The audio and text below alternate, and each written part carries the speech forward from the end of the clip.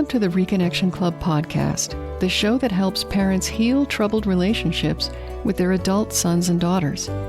I'm your host, psychotherapist Tina Gilbertson. Each week, I'll offer you compassion, clarity, and personal development tips designed to help you reconnect, not only with your child, but with yourself.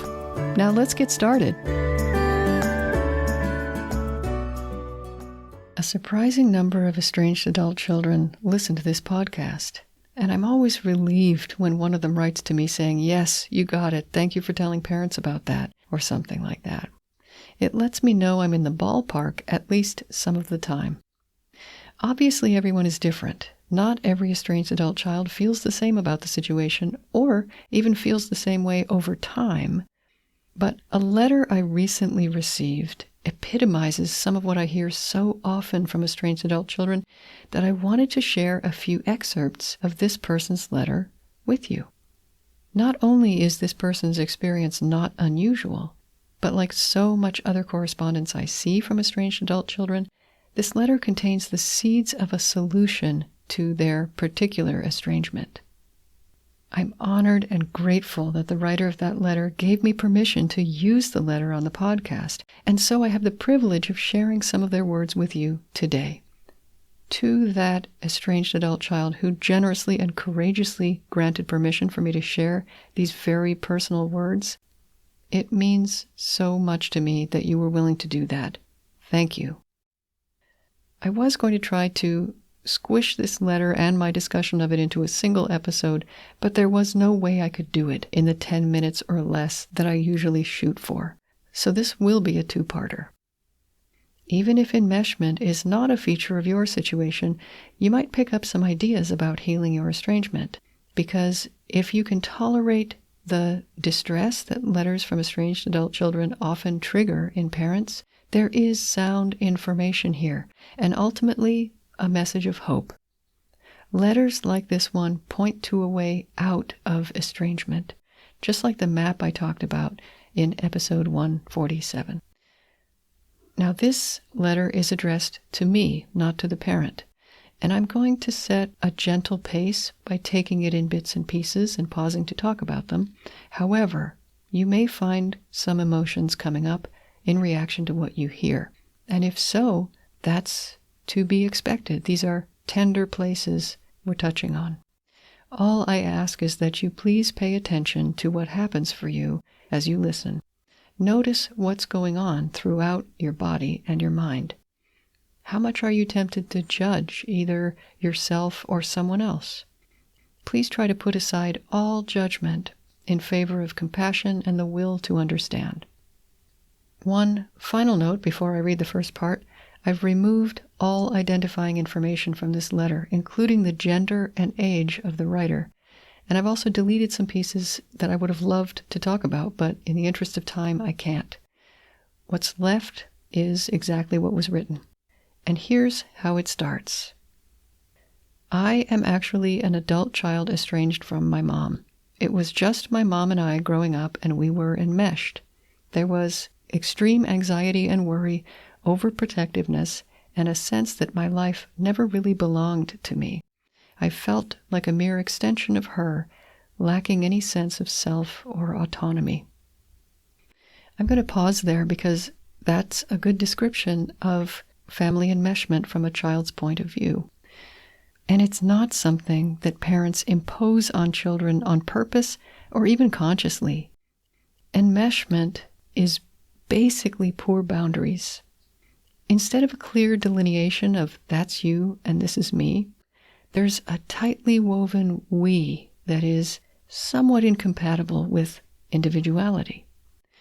As a simple analogy, the colors blue and yellow can look very pretty together and also look good separately.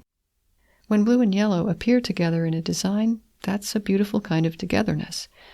But if you mix blue and yellow, they lose their separate identities and become green. That's enmeshment. Here's something I want to say. There's nothing wrong with green. It's actually my favorite color. But where there's green, blue can no longer be blue, and yellow isn't yellow anymore. I can't be purely me, and you can't be all of you if we're enmeshed. I want to be clear that there's nothing wrong with we. It's only that an optimal we is made up of an I and a you that are autonomous. We can wander apart and come back together again as individuals.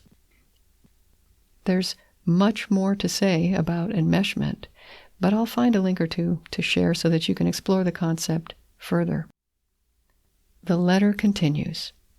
As a child, I knew I had 3 jobs: go to school, do my homework, and take care of my mom. I'm pausing here again. I believe that this was the writer's experience, that they felt that they had 3 jobs. And I am equally willing to believe that their mom had no clue they felt this way. No idea whatsoever. The child's sense of responsibility was probably not on display at all at the time, and for good reason, because part of taking care of a parent is putting aside any needs of your own that aren't being met, either consciously or unconsciously. So the mom might reasonably remember this child as being untroubled or even happy, and the closeness between them as mutually warm and satisfying. And neither of their memories, the mom's or the child's, contradict each other's. The mom can probably say truthfully that she never asked or intended for her child to take care of her, nor did she likely even notice the effort in the child's attentive behaviors. In some cases, the parent will actively try to dissuade their child from taking care of them. And yet, the child in this case sensed an unspoken need in the parent and spent much of their childhood trying to meet that need. Nobody does this on purpose. It's as unfair to say now that the mom should have known as it is to say that the child should have said something. Neither was possible at the time. And so there was hardship for the child. But as you'll hear later, it doesn't have to forever ruin the relationship.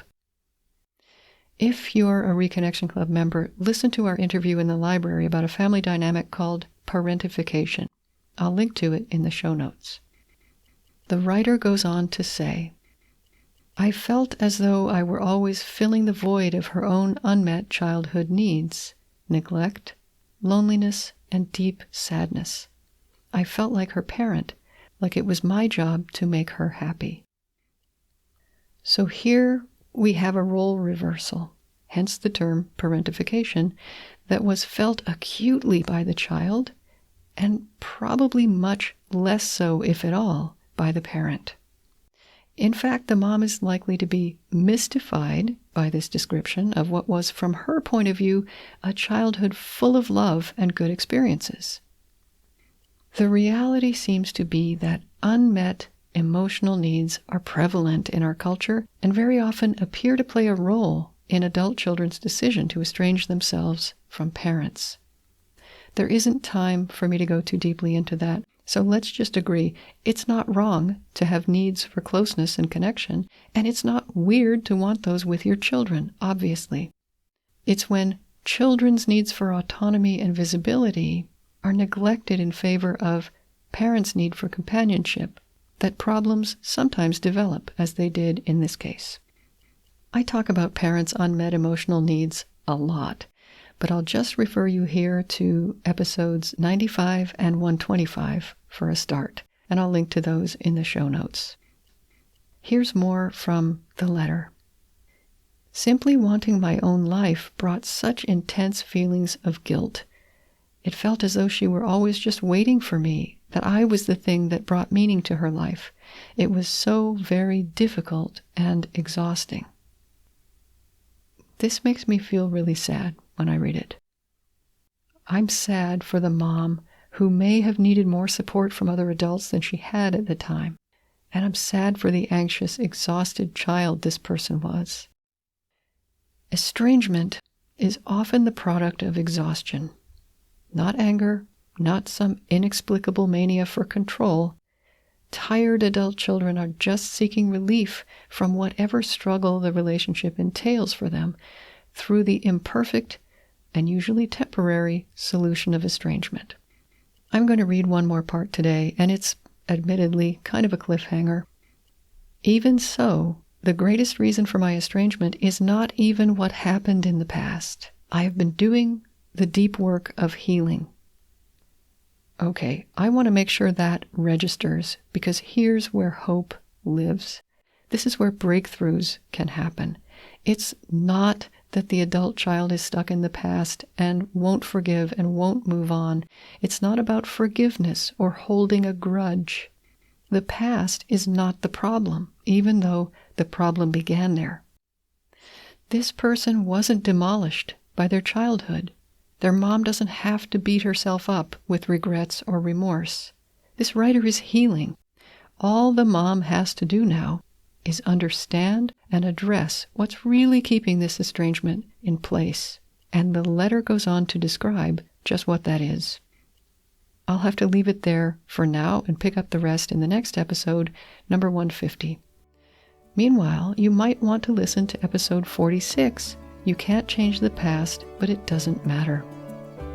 Until next time, remember that you are a loving, lovable, and still growing human being. So please take good care of yourself. Bye for now. If you've enjoyed this episode of the Reconnection Club podcast, I invite you to check out reconnectionclub.com. The Reconnection Club is for parents at any stage of estrangement from their adult, child, or children. So whether you've just realized there's trouble between you, you've been living with estrangement for years, or you're newly reconciled but still walking on eggshells, the Reconnection Club is your essential resource for information, support, and continued personal growth. With our courses and workshops, expert interviews, monthly Q&A calls, and a friendly, active community, the Reconnection Club is a wonderful place to be for anyone suffering the pain of estrangement from an adult, child, or children. So check it out at reconnectionclub.com.